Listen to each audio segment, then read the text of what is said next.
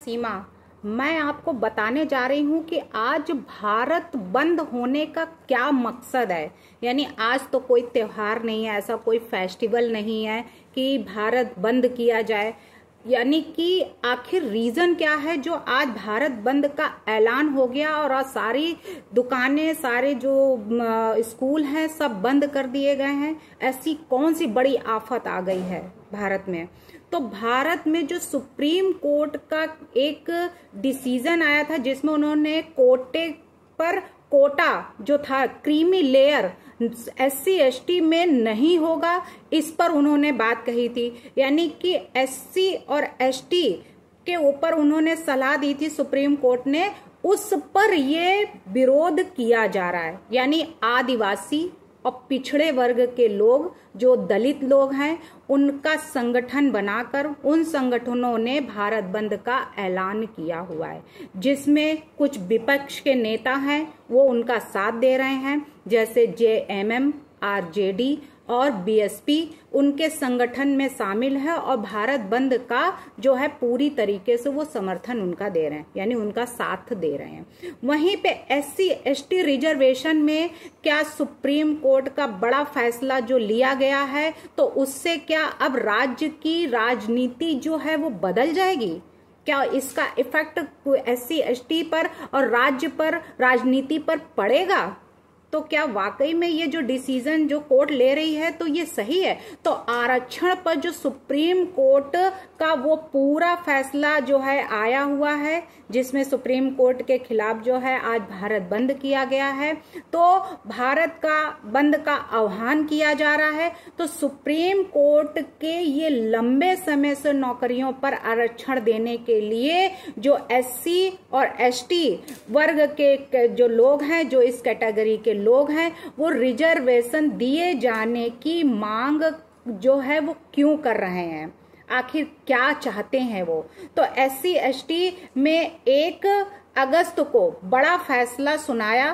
क्यों? क्योंकि ये कह लीजिए कि सुप्रीम कोर्ट ने 2004 में अपने पुराने फैसले को पलट दिया था और पंजाब अनुसूचित जाति और पिछड़ा वर्ग जो था अधिनियम 2006 उसको लेके आए थे और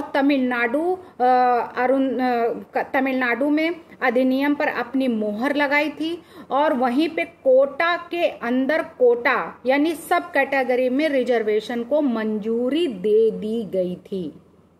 तो अब क्या भारत बंद करके वो ये भी चाहते हैं कि यहाँ भी मंजूरी दी जाए? जैसे कि एक केस था, मद्रास सरकार का केस था, जिसमें चंपाकम स्टेट ऑफ मद्रास वर्सेस चंपाकम दोरोई राजन।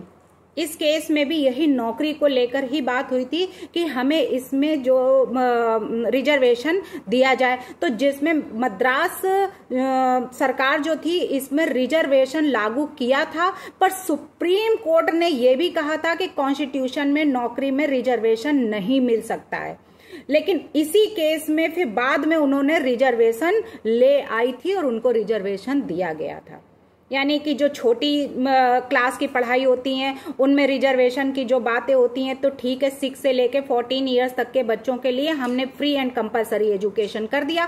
15 के क्लॉज 4 के अंतर्गत जो है ये केस आया था चंपाकम दोरोई राजन का, तो उसमें हम है कि 6 से लेके 14 ईयर्स तक के बच्चों के लिए फ्री एंड कंपलसरी एजुकेशन सरकार ने पहले से ही दे रखा है state directive principle of state policy में, इस आर्टिकल के अंतर्गत, कि उसमें जो है ऐसा किया जाएगा। तो कॉन्स्टिट्यूशन के आर्टिकल्स में हर एक को जो जो सुविधाएं दी गई हैं उसमें दी गई हैं। तो यहाँ पे जो बच्चों को अब ये कह दीजिए कि हम बड़ी पढ़ाई करने जा रहे हैं, तो उन पढ़ाइयों के लिए यानी के लिए अगर आप कहते हैं कि हमें उसके लिए भी हमें उसमें कोटा चाहिए, उसमें हमें रिजर्वेशन चाहिए, हमें उसमें फीस माफी चाहिए, हमें फ्री में पढ़ाया जाना चाहिए, तो सरकार तो बर्बाद हो जाएगी।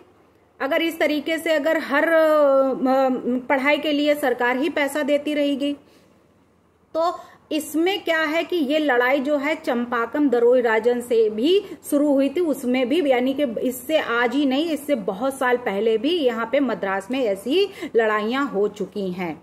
वहीं पे ये कहा गया कि दलित और आदिवासी संगठन ने आज भारत बंद का जो आह्वान किया है, यानी आज जो भारत बंद हुआ है, तो उसमें जो मांग है वो SC ST और OBC के लिए आरक्षण पर नया कानून यानी पारित किया जाए, कोर्ट से उन्होंने गुहार की है। और वहीं पे सुप्रीम कोर्ट ने हाल ही में अपने कोटे में कोटा वाले फैसले को वापस ले या पुनर्विचार करें, और विचार करने के बाद में आरक्षण जो है वो बचाव संघर्ष समिति का कहना है कि यह फैसला अनुसूचित जाति और अनुसूचित जनजाति यानी SC और ST के लिए संवैधानिक अधिकारों का हनन है, उनका वायलेशन हो रहा है इसमें। तो भारत बंद का कांग्रेस, झारखंड मुक्ति मोर्चा और राष्ट्रीय जनता दल यानी वामपंथी दलों समेत अधिकांश विपक्षी जो हैं इसका समर्थन कर रहे हैं, खुशियां मना रहे हैं कि अच्छा है, इनको जो है ये जनगणना पर और ये आरक्षण पर, रिजर्वेशन पर इनको जो है दिया जाए, जो मांग रहे हैं इनकी मांग पूरी की जाए।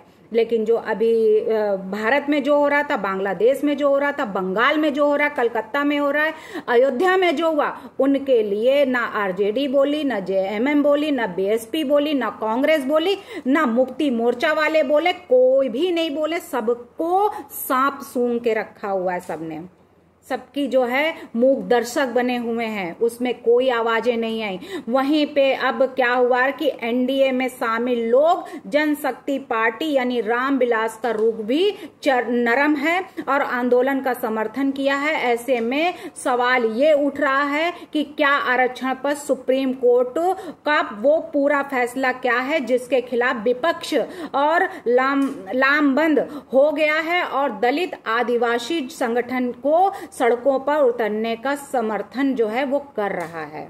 तो क्या वाकई में ऐसा है? तो ये पार्टियां जो हैं ये जो कर रही हैं, तो क्या ये सही है? सुप्रीम कोर्ट के अगेंस्ट ये पार्टियां क्यों जा रही हैं? यानी जो जैसा फैसला उन्होंने दिया है तो इस फैसले से वो सेटिस्फाइड क्यों नहीं है? यहीं पे रिजर्वेशन जो SC ST को लेकर किया जाए तो SC ST में ये रिजर्वेशन केवल नौकरियों को लेकर ही नहीं, शादी को भी लेकर जो है इसमें कई लड़ाइयां हो चुकी हैं। जो केस एक तो केस है doctor Neelama versus dean of PG study AP agriculture university of Hyderabad, ये केस। अब इस केस में हुआ क्या था? इस केस में भी SC और ST की ही लड़ाई थी, यानी ये 15 के क्लॉज 4 में आता है, 16 के क्लॉज 4 में आता है। तो इसमें यह बात कही गई थी कि अगर कोई लड़की है वो हाई स्टेटस की थी और हाई स्टेटस की लड़की होने के बाद वो लोअर कास्ट के लड़के के साथ यानी ST लड़के के साथ में मैरिज कर ली। अब उस लड़के के साथ जब उसकी मैरिज हो गई तो कहीं पे नौकरी निकली, तो वो नौकरी के लिए जब उसने फॉर्म फिलअप किया तो बाद में पता चला कि उसको वो SC का जो बेनिफिट मांग रही थी SC ST का, तो उसको जो है सरकार ने वहां पे रोक लगा दी कि अब इसमें रिजर्वेशन आपको नहीं दिया जाएगा। तो उसने कहा कि इस कास्ट तो मैरिज के बाद बदल जाती है, तो हमें इसका रिजर्वेशन क्यों नहीं दिया जाएगा? तो इस केस में ये कहा गया कि तुम्हारा जो पालन पोषण हुआ था, जो तुम्हारा जो माइंड है वो उसी तरीके से डेवलप हुआ है, यानी तुम ब्राह्मण के यहाँ जन्म लिए हो, तुम्हारा माइंड भी वैसे है, तो तुम्हें इस SC या ST का रिजर्वेशन नहीं मिलेगा। और उस लड़की यानी नीलमा को इसका रिजर्वेशन नहीं दिया गया था। तो सोचिए, तो अब यहाँ पे जो दलित और आदिवासी आज भारत बंद करके क्या मैसेज देना चाहते हैं, सुप्रीम कोर्ट से क्या कहना चाहते हैं, सरकार से क्या बताना चाहते हैं? तो वहीं पे एक केस था, सविता का केस था, यानी कि मीरा कनवारिया वर्सेस सविता। ये भी 15 के क्लॉज 4 और 16 के क्लॉज 4 का है, कॉन्स्टिट्यूशन का केस। तो कॉन्स्टिट्यूशन ऑफ इंडिया का आर्टिकल जो है 15 का क्लॉज 4, 16 का क्लॉज 4, जिसमें ये बताया गया है कि इसमें भी वो लड़की जो होती है वो शेड्यूल कास्ट के लड़की शेड्यूल कास्ट की होती, लेकिन लड़का हाई स्टेटस का होता है और उसके साथ में उसकी मैरिज हो जाती है, तो यहाँ पे भी वो रिजर्वेशन का बेनिफिट मांगती है अपने बच्चों के लिए। तो ये हुआ कि तुम्हारा जो शादी हुई वो भी ब्राह्मण, लड़की जो हुई वो भी ब्राह्मण, और लड़के से जो शादी हुई वो एससी, तो इसका बेनिफिट उसको भी नहीं मिला था। यानी कि अब ये रिजर्वेशन का जो खेल है, ये खेल वो पहले भी समाप्त किए गए हैं, तो ये आज कोई नई लड़ाई नहीं है। वहीं Randhir Singh versus union of state का केस है, वहां पे Randhir versus union of state के केस में equal pay for equal work की बात करते हैं कि अगर हम एक ही पोस्ट पर हैं, एक ही ऑफिस में काम कर रहे हैं, तो उसमें महिलाओं की अलग सैलरी और हमारी अलग सैलरी कैसे हो सकती है। तो इस केस में ये लड़ाई थी कि हम तो जेंट्स हैं, लेडीजों से ज्यादा हम वर्क करते हैं, तो हमारी सैलरी जो है वो ज्यादा होनी चाहिए, और ये महिला है तो इसकी सैलरी कम होनी चाहिए।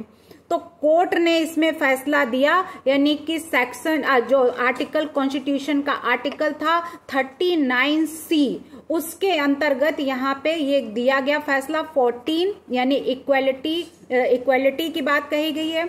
उसके बाद 16 में आर्टिकल 16, आर्टिकल 14, आर्टिकल 39C, इसके अंतर्गत ये Randhir Singh versus union of state का केस गया, जिसमें यह कहा गया कि एक ही पोस्ट पर अगर हैं तो उसमें अलग अलग सैलरी नहीं दी जा सकती।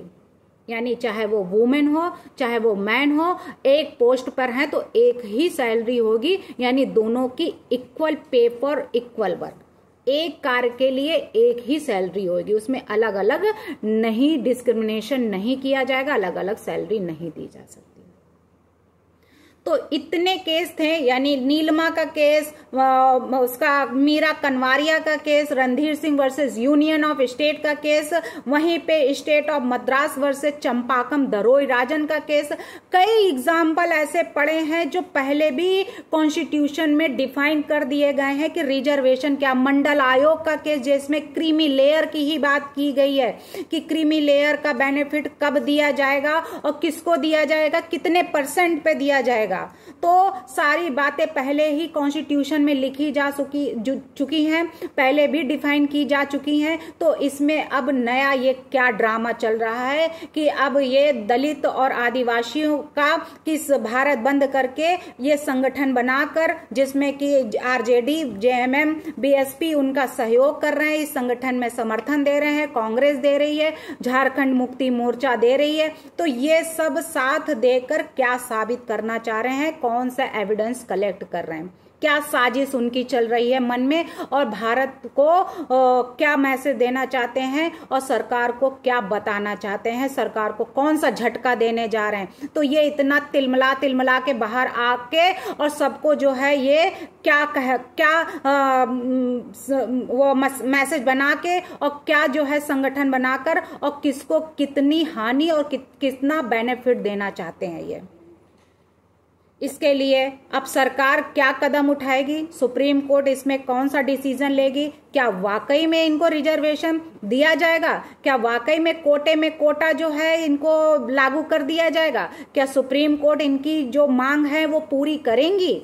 तो ये सारी सिलसिला अब ये कब तक चलेगा, यानी एक सिलसिला खत्म नहीं होता है, दूसरा सिलसिला शुरू हो जाता है। जो इतनी बड़ी आफत आई हुई है भारत में, जिसमें लोगों को के बच्चियों के साथ रेप हो रहे हैं, उसमें किसी का कोई जवाब नहीं आया। इसमें संगठन बनाकर जो है नारेबाजी कर रहे हैं। और अभी जो कोलकाता में अभी उसका डिसीजन पूरी तरह खत्म नहीं हो पाया, बांग्लादेश का प्रोटेस्ट अभी पूरी तरह खत्म नहीं होया, इनका भारत में प्रोटेस्ट शुरू हो गया। यानी भारत ही क्यों बचा हुआ है, भारत में भी क्यों नहीं प्रोटेस्ट हो रहे हैं, भारत में ही क्यों इतनी शांति है, तो चलो यहाँ की भी शांति भंग की जाए। तो ये विपक्ष वाले माइंड भटकाना चाहते हैं, लोगों को गुमराह करना चाहते हैं, लोगों की शक्तियों को कम करना चाहते हैं और सरकार को मैसेज कुछ दूसरा देना चाहते हैं।